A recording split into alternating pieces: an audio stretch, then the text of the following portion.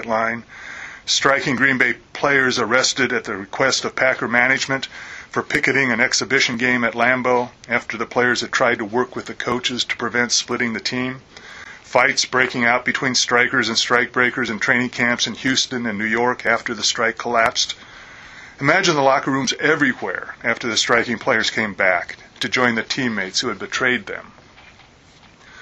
Most of the top quarterbacks honored the strike in 1974. Guys like Joe Namath, Len Dawson, Fran Tarkenton, Billy Kilmer, Archie Manning. But some didn't. A turning point in the strike came when Roger Staubach decided to give it up. 2 days later, 3 more starting quarterbacks, Bob Greasy, John Hadle, and Terry Bradshaw, followed him. After that, it was just a matter of time before the whole thing collapsed.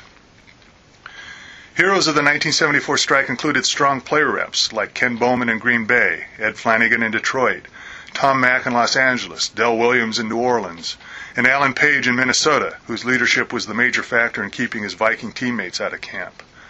Among the other heroes, some were stars, some were not even starters. One of the few Miami Dolphins to hang tough until the very end was All-Pro guard Larry Little, who told reporters that he would have stayed out indefinitely, even if it came down to just me and Doug Swift, the Dolphins player rep. I wasn't going to let Swift take it by himself, he said. The Eagles' Kevin Riley, an ordinary player rather than an All-Pro, put it this way: the thing is, you can only play football so long. You have to be a man the rest of your life. In 1987, there were hero scabs and ugly incidents again, this time with more public attention because the strike disrupted the regular season, not just training camp. In Dallas, All-Pro defensive tackle Randy White drove his truck through the picket line as his teammates screamed "scab" at him. Cincinnati and Miami had been among the worst teams in supporting the strike in '74. This time, Boomer Esiason and Dan Marino kept their teammates together. Most of the top stars stayed out in '87. Besides Esiason and Marino, guys like Jim Kelly, Warren Moon, John Elway, Walter Payton, Marcus Allen. As always, some didn't, including Lawrence Taylor, Tony Dorsett, Danny White, Mark Gastineau, Mike Webster, Howie Long, Steve Largent, and Ozzie Newsome. Some familiar names here. The strike collapsed after the most famous player in the league, Joe Montana, crossed the picket lines in San Francisco, along with 10 teammates, including Dwight Clark, Roger Craig, and Russ Francis, while guys like Ronnie Lott, Randy Cross, and player rep Keith Fonor stayed out. When the 49ers played at Atlanta a few days later, a local sports columnist named Dave Kindred just ripped into Montana. "I don't like the strike," he wrote, "but I like the idea of hanging tough as a unit 1,500 strong. I like the dignity it takes to stay on the picket line even as you work within the union to make sense of the situation. Montana's a jerk in love with his checkbook. I'd rather dig ditches than look in the mirror and see Joe Montana." As in 1974, lack of solidarity tore several teams apart. It also damaged the reputations of some Hall of Fame players. And again, imagine the locker rooms all around the league after the strike collapsed. The players ultimately won their war with the owners, but not on the picket lines, but in court, because they had antitrust law on their side and could not lose there. But it took nearly 6 more years after the 1987 strike collapsed. The rights that the players won in the 1993 collective bargaining agreement, the owners had been arguing since 1974 would ruin the NFL. Instead, they laid a foundation on which everyone was soon rich beyond anything they had imagined. Free agency raised players' average salary from $490,000 in 1992 to $663,000 in '93. Since '93, it has risen to $1.9 million. Player benefits have likewise risen, including a 40% increase in pensions and significant additions to disability benefits that the NFL had previously rejected. But the players' new wealth was not at the expense of the owners. Since 1993, total league revenues have increased over 500%, from $1.4 to nearly $8 billion. The average value of an NFL franchise has increased from $129 million to slightly more than $1 billion. With labor peace and the Players Association now operating as a true partner in running the business of professional football, the NFL became the most spectacular success in professional sports. Since 1993, television rights have soared from $900 million a year to $3.7 billion, and this past season saw the highest TV ratings in years. 30 of 32 clubs have built new stadiums or renovated old ones, creating a major new source of revenues from luxury suites, premium seating, naming rights, and local advertising and sponsorships. Ironically, all of the new revenue from stadiums is the source of the current problem. The 1993 CBA was extended with little difficulty in 1996, 98, 2000, and 2002. But in March 2006, the union demanded a share for the players from all of this new revenue generated by stadiums. The owners dragged out negotiations until they had to rush into an agreement by the deadline. Now they've opted out because they claim that many franchises are losing money. But they refuse to open their books to show the evidence, and the financial data that is available just doesn't back up their claims.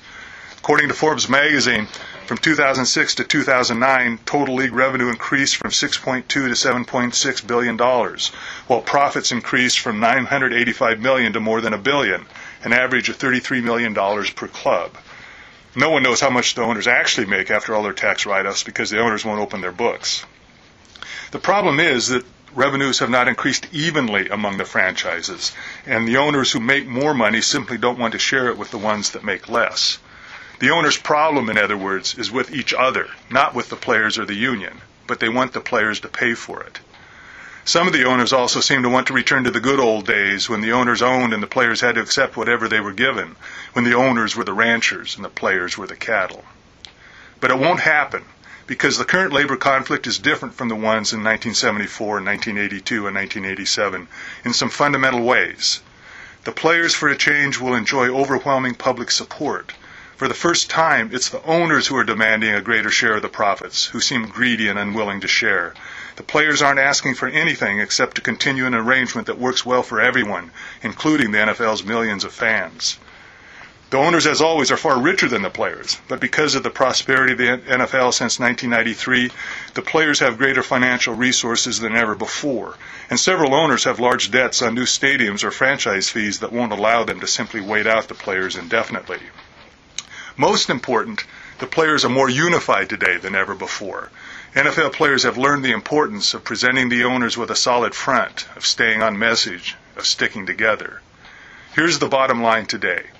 It's the owners, not the players, who are threatening to jeopardize an arrangement that has benefited everyone and to alienate the fans to whom the whole system depends. For the first time, everyone recognizes that. The players' position has never been stronger.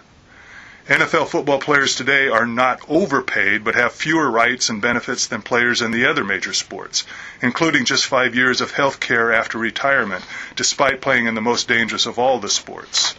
NFL players have less for just one reason: their lack of solidarity when they were tested in the past, and their willingness to cross picket lines and work for the NFL against their teammates on their own clubs and around the league. The players will win this time by sticking together. Welcome, players of the National Football League. Ladies and gentlemen, thanks for being here. My name is George Atala. This is my first experience here with the NFL players at Super Bowl week, and we're really pleased to have everyone in attendance. This has been an extraordinary year for the Players Association as we try and live up to the great legacy of Gene Upshaw. The new executive director, Damaris Smith, has made some incredible strides in bringing unity to former players, raising health and safety issues with active players, and all in all, bringing the theme of one team together. But to start off, I really want to introduce our new executive director, who's not so new anymore. I'm proud to be working for him on behalf of the players, Damaris Smith. How are you? Welcome. Thank you for attending the press conference. I know everybody probably does have a couple of questions about the CBA, but there's two things that I need to get out of the way of. First, I need to collect on a bet that I had with my son. He thought that I wouldn't say "who dat." I just did. Second, I want to talk about something that we're incredibly proud of. We have a partnership with the AARP that is going to do two things. First, I have heard the message about our retired players. I have heard where we have been as an organization. I've heard where we have been as partners with the NFL, and I've come to the conclusion that we need to make a change. We have to make a change. This partnership with the American Association of Retired People is a part of that change. It is great for our former players, but it is also great for our current players. Because after today, for the first time, the players of the National Football League will have a nationwide